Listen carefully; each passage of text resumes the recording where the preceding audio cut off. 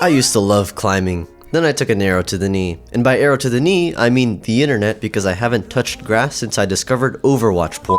And so, as a veteran iPad baby, it's hard to keep my attention for more than 5 seconds. Ooh, anime tip. So yeah, it takes a lot for me to really be immersed in a manga. This medium tends to have some very bullshit tropes that can really take me out of a story even if I find it entertaining. But sometimes, it's almost as if I'm right there by the main character's side. No, not in a parasocial way. I'm definitely not parasocial. Just ask my VTuber wife. I mean it in more of a philosophical sense, you know? Seeing how the main character's development might mirror your own journey in life. And so, there's this manga that's been living rent-free in my head lately. Something completely different from anything I've ever read. With visuals that can spark a whirlwind of emotions and a story that has left me speechless. This is Kokou no Hito, the climbing manga that will blow your mind.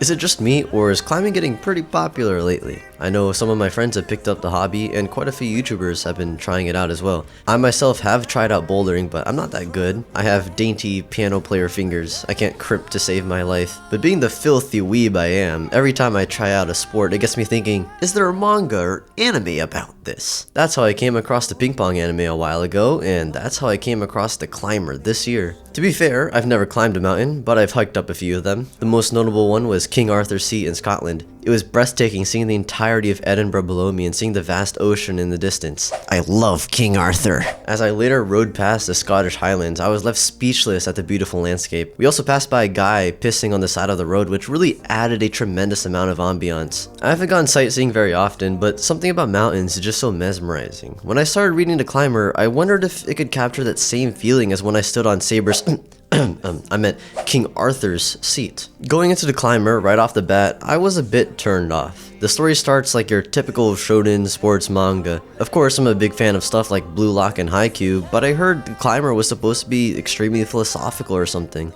Well, that's because the manga takes a massive turn after the 3rd volume, but we'll get to that later. So anyway, the story introduces our protagonist Mori Buntaro, the lone wolf type. And his lips are constantly chapped for some reason. Well, he's a bit of a gloomy guy that can't quite get along with people, so he does what any normal high schooler would do, and he climbs the goddamn school. It was actually Miyamoto, the rival of the series, who challenged Buntaro. The main character took it seriously, going absolutely sicko mode with this ridiculous lunge to the top. I got a whole ton of secondhand anxiety from watching that climb. Naturally, as per every sports shonen, the main character ends up joining the club for whatever sport he's doing, in this case, the climbing club. His end goal is to climb K2, the most dangerous and difficult mountain in the world. It's actually only the 2nd highest mountain, falling right behind Everest of course, but K2 has utterly abysmal climbing conditions. Of course, Buntaro has to work his way up though. His first quote-unquote checkpoint is this mountain in this town. He tries to climb it at first, but it's no good. He doesn't even have climbing shoes, and he definitely needs to practice a bit more. Enter the tournament arc. As expected, Buntaro does quite well in climbing the wall, but he fails at the end. On the other hand, the rival aces it. At that point, Buntaro dedicates himself to improvement, making more friends and rivals along the way until he can finally challenge the K2 peak. Or does he? A certain incident occurs in the 3rd volume which really shows us how dangerous mountain climbing is. Before, it was all fun and games in a relatively controlled environment, but when you're out in the wild, anything can happen. Your life's on the line. And so, Buntaro must live with the consequences of his actions. Despite what he's been through, he still decides to become a climber though. After that, we get a 2-year time skip to a point when Buntaro is finally out of high school. Now this is the turning point. The story shifts from a very shonen type story into something far, far deeper. But it's not as if all the characters are assassinated though, they're still the same people. The story just takes each character to their natural conclusion. For example, what would realistically happen to a cocky guy that doesn't really have much self-discipline or determination? What would happen to a struggling young girl who was never able to figure things out in her life? What would happen to a lone wolf sigma male that only lives for the grind? Well, this is when the real story starts. It now becomes an extremely profound profound exploration of Moribuntaro by using climbing as a metaphor for life. Now excuse me for a second here, because we have to backtrack a little bit. You might be wondering, why did the plot completely change? Originally, the climber was a two-person team, an artist named Shinichi Sakamoto and a writer named Yoshiro Nabeda. It's supposed to be based on a novel of the same name by Jiro Nitta. Unfortunately, I could barely find any information about that original novel, only that it was about a real-life Japanese climber named Kato Buntaro. There also wasn't that much information about the production of the climber manga, other than the big reason the story takes such a turn, and that's because the writer left at the end of the third volume. And wouldn't you know it, the story gets better when the writer left, no offense to Yoshiro Nabeda. Yeah, don't tell Hollywood execs about this. Anyway, it's not like the first 3 volumes are bad though, they're still entertaining in their own right, and it's not like you'll have to read over 300 chapters before you get to the good part. I'm looking at you, One Piece. I have no idea if Shinichi Sakamoto decided to more closely follow the source material, or if he actually just wrote a new story. Either way, big props for carrying on the climber as a solo job. It almost reminds me of Buntaro and his solo climbing endeavor. You see, when I look into Shinichi Sakamoto and his career as a manga artist, he started off drawing normal shonen battle manga because it's what's popular. He was playing the meta, you know, gotta pay the bills somehow. But it was at the cost of his passion. As his battle manga were cancelled one by one, he lost more and more motivation. Finally, he started working on a climbing manga. When the writer eventually dipped and Sakamoto was left with a doomed series, I can almost hear him saying, YOLO! The reason why Moribuntaro's journey of dreams, passion, and isolation feels so authentic is because you're kind of able to see it in the author himself. Of course, that's just me looking at it from a surface level because there's really no information about Shinichi Sakamoto's personal life. But still, it's amazing how the climber manages to completely deconstruct the shonen genre. And I don't use that term lightly. Deconstructing a genre is something that kind of gets thrown around a lot, but it doesn't just refer to making something darkier and edgier. Like, you can't tell me that the new Winnie the Pooh horror movie is deconstructing the original piece in any way. On the other hand, Madoka Magica does an amazing job of taking traditional magical girl tropes to their logical conclusion. It doesn't shy away from realistic consequences, laying bare all of the genre's gritty and sometimes gruesome aspects. Other shows have tried to do something similar to Madoka Magica, but have fallen short because they focus too much on being edgy while forgetting about writing a good, cohesive story. In the case of shonen anime, we haven't really heard of much stuff that deconstructs the genre. We've got stuff like Chainsaw Man, but I wouldn't say it deconstructs as much as it tries to revolutionize the formula and what you can accomplish with it. Now, this leads me to The Climber, which takes your typical try-hard shonen protagonist and takes that trope to its natural conclusion.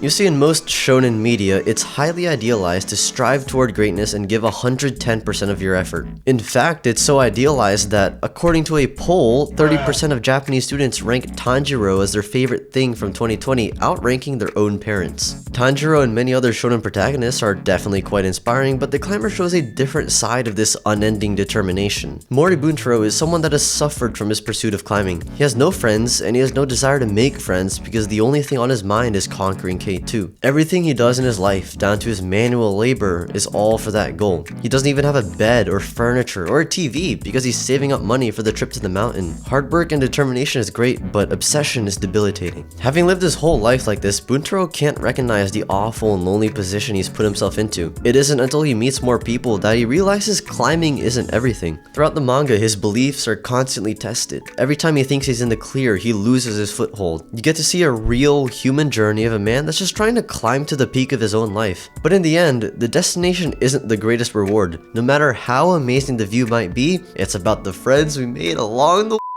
Anyway, I've talked about the story enough, so let's move on to the art, shall we? To be honest, some of the nature drawings look kinda weird with all the white blots, and it might be hard to tell what's going on during a climb, but there are way more panels and pages that are absolutely stunning. As with many other sports manga, The Climber is heavy on the visual metaphors. Take for instance, the spread of Buntaro getting ripped in two, or Buntaro carrying the weight of hundreds of people, or maybe this epic Bob Marley cameo. Yeah, this is a climbing manga, by the way. Of course, it's not just the art that Shinichi Sakamoto does well. This guy is simply a maestro at how he captures the mood of certain scenes, like how words are mirrored at one point to emulate Buntaro's deteriorating mental and physical state. I also gotta talk about the art style because it's quite unique. Shinichi Sakamoto draws much more realistically than other mangaka, straying away from the typical style that uses cute and simplified characters. In this way, he's much more able to depict subtle facial expressions, which greatly reminds me of how the goat can throw a mirror was able to give so much emotion to Guts. Now, despite all the amazing things the climber does as a manga, it will not appeal to everyone. There's a high chance you might read Moribuntoro's story and walk out bored or even disgusted. You might hate him and the other characters because of their terrible decisions. But if it ever comes down to that, ask yourself these questions. Have you ever made a mistake? Have you ever done something wrong without even realizing it? Has it ever taken you a long time to fix a bad habit that you know you should have fixed ages ago? If you didn't answer yes to any of these questions, you are a liar, pants on fire. Chances are, if you look hard enough at yourself, you can probably answer yes to all these questions. It goes without saying that people are flawed beings. Many people might relate to Moribuntoro, but just as many people might not relate to him. But that doesn't discount the fact that there's still a lot to learn. So please, give this manga a chance. Dialogue is sparse in many of the later chapters, so you can breeze through everything quite quickly. In the end, even without heavily analyzing the story, I think everyone can gain an important lesson from the climber. Yes, everyone, even a dumbass like me. What is the lesson I learned, you might ask? Well, I learned that if you're lonely, just go make some freaking friends, innit?